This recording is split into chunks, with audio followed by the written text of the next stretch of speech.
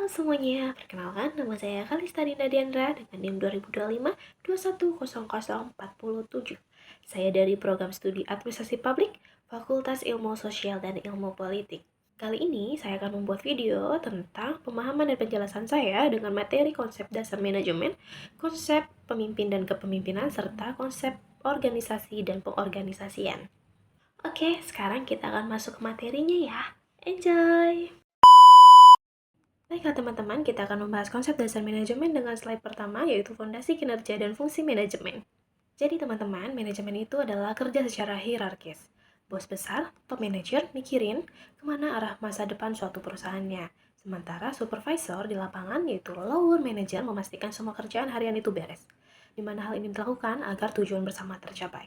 Roda manajemen berputar di 4 hal: planning, organizing, activating, dan controlling. Planning yaitu merencanakan sesuatu, organizing pembagian tugasnya, activating penggerak, dan controlling adalah pengawasan. Nah, teman-teman bayangin deh, gimana kalau kalian punya 2 bos dan perintahnya tuh berbeda-beda? What? Pasti pusing kan? Makanya, kata Henry Fayol, harus ada satu atasan saja. Henry Fayol merumuskan adanya 14 prinsip, tapi intinya ada 4. Yang pertama yaitu kejelasan kerja, di mana orang harus tahu tugasnya apa dan melapornya ke siapa. Kedua yaitu keadilan, gaji harus pas atau sesuai dan adanya kepastian karir. Yang ketiga, sistem, di mana aturannya harus tertib. Dan keempat, mental, kita memberi ruang untuk karyawan berinovasi dan membangun kerjasama tim yang baik. Jadi, manajer itu topinya banyak banget loh. Menurut Minberg, kadang mereka harus jadi pemimpin antar pribadi, jadi penyambung lidah informasi, informasional, dan pengetok palu kebijakan, yaitu pengambilan keputusan. Manajer yang tulen itu profesional, naik jabatan karena prestasi, dan punya empati tinggi ke bawahannya. Dalam praktiknya, manajemen dibagi ke 5 kamar. Yang pertama itu kamar produksi, yaitu pembuatan barangnya. Yang kedua itu pemasaran, yang menjualkan menggunakan Promus B4. Yang ketiga keuangan, yang menghitung keuangan, SDM yang mengurus kemanusianya, dan yang terakhir adalah administrasi yang merapikan berkas serta kantornya. Akhir, menurut kalian, apa sih ukuran sukses dalam suatu manajemen?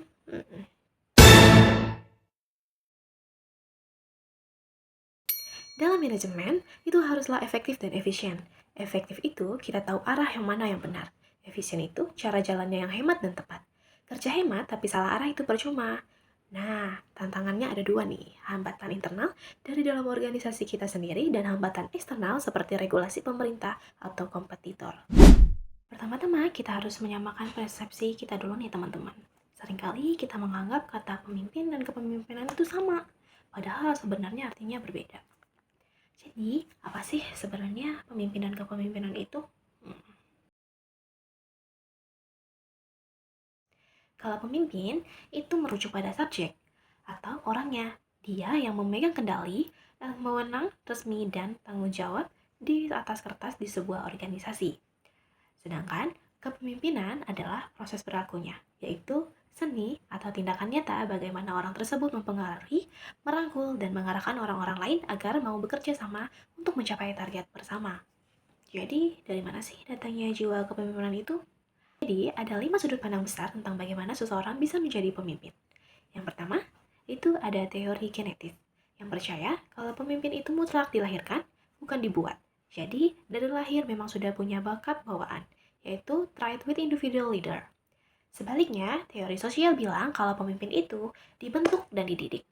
Siapapun bisa jadi pemimpin, asal diberi latihan dan lingkungan yang tepat. Lalu, ada teori ekologis, yang menjembatani keduanya. Teori ini bilang, punya bakat lahir saja tidak cukup kalau tidak diasah, lewat pendidikan dan pengalaman praktis. Terakhir, ada teori situasional, yang menekankan fleksibilitas kondisi lingkungan. Serta ada teori sosial behavioristik yang berfokus pada gaya perilaku nyata pemimpin serta berinteraksi dengan kelompoknya. Kalau kita merujuk pada riset-riset klasik dari Universitas Iowa, Ohio, dan Michigan, gaya pemimpin itu umumnya mengerucut pada 3 variasi utama. Ada apa aja sih nih? Oke, yang pertama itu ada gaya otoriter, di mana semua keputusan dipegang mutlak oleh bos dan anggota tinggal terima beres. Kemudian yang kedua ada gaya demokratis, yang mengutamakan musyawarah, diskusi, dan keputusan diambil bersama-sama. Dan yang terakhir adalah gaya liberal, yaitu pemimpin memberikan kebebasan penuh kepada timnya untuk bekerja dengan cara mereka sendiri. Inti dari semua studi kampus ini adalah melihat apakah si pemimpin lebih cenderung berorientasi pada tugas, fokus ke target pekerjaan, atau berorientasi pada hubungan manusiawi, fokus ke kenyamanan anggotanya. Nah, sekarang kita masuk ke slide selanjutnya ya, yaitu tentang model kepemimpinan modern dan lanjutan. Seiring waktu, model kepemimpinan ini terus berkembang menjadi lebih kompleks. Ada model managerial grid, 3 dimensi Redin hingga teori X dan Y. Contoh menariknya adalah path goal theory. Teori ini menjelaskan bahwa tugas utama pemimpin itu sebetulnya adalah merintis jalan.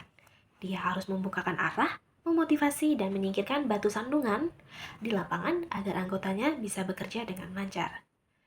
Kita juga mengenal gaya kepemimpinan tradisional seperti militeristik yang instruktif, paternalistik yang mengayom seperti bapak ke anaknya, dan karismatik yang dipatuhi karena wibawa atau daya tarik yang luar biasa.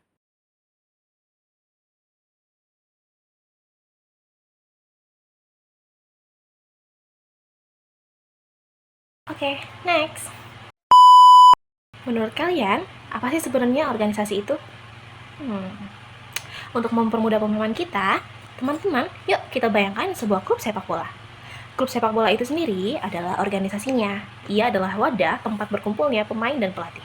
Sedangkan pengorganisasian adalah proses menentukan siapa yang jadi kiper, siapa yang jadi strike, dan bagaimana strategi bermainnya agar klub bisa menang. Kita akan melihat organisasi dengan 3 kacamata yang berbeda nih teman-teman. Yang pertama itu adalah rasional, yang menganggap organisasi itu seperti robot atau mesin yang diatur ketat demi target. Yang kedua, itu adalah natural, melihat sisi kemanusiaannya, seperti sebuah keluarga yang saling mendukung. Kemudian yang ketiga adalah sistem terbuka, yang melihat bahwa organisasi tidak bisa hidup sendirian. Mereka harus fleksibel mengikuti perubahan zaman di luar sana. Sama seperti saat membangun sebuah rumah, organisasi itu butuh fondasi yang sangat kuat. Kita harus punya tujuan jelas terlebih dahulu. Kemudian perlu adanya pembagian kerja. Kenapa? Karena jangan sampai semua orang rebutan ngerjain hal yang sama. Penting juga nih adanya kesatuan perintah. Artinya, setiap anggota tahu persis kepada siapa mereka harus melapor. Supaya tidak bingung nih menerima instruksi ganda. Lini itu seperti komando militer. Jalurnya tuh lurus ke bawah. Keputusannya yang diambil sangat cepat. Kemudian ada lini non-stop, yaitu mirip struktur militer tadi. Tapi, presiden dan direkturnya punya penasihat ahli di samping mereka untuk membantu berpikir. Fungsional itu menggrupkan berdasar keahliannya. Jadi, orang-orang akuntansi ngumpul di divisi keuangan, sedangkan orang-orang IT berkumpul di divisi teknologi. Nah, yang terakhir, bagaimana sih kita tahu sebuah organisasi itu sukses atau efektif? Jangan cuma lihat dari profitnya saja. Kita harus melihat dari 3 hal utama. Yang pertama adalah sasarannya tercapai atau tidak. Yang kedua itu internalnya bagaimana. Kan percuma nih kalau untungnya besar kalau karyawannya stres dan sering berantem. Waduh, gak kebayang. Yang ketiga itu ada stakeholder, yaitu kepuasan semua pihak yang terlibat, mulai dari pelanggan sampai pemilik saham. Oke teman-teman, terima kasih sudah menonton saya sampai akhir. Semoga apa yang saya jelaskan bermanfaat bagi teman-teman. Sebelum saya tutup, saya akan berpantun. Pergi ke kebun memetik tomat. Tomat dipetik, rasanya segar.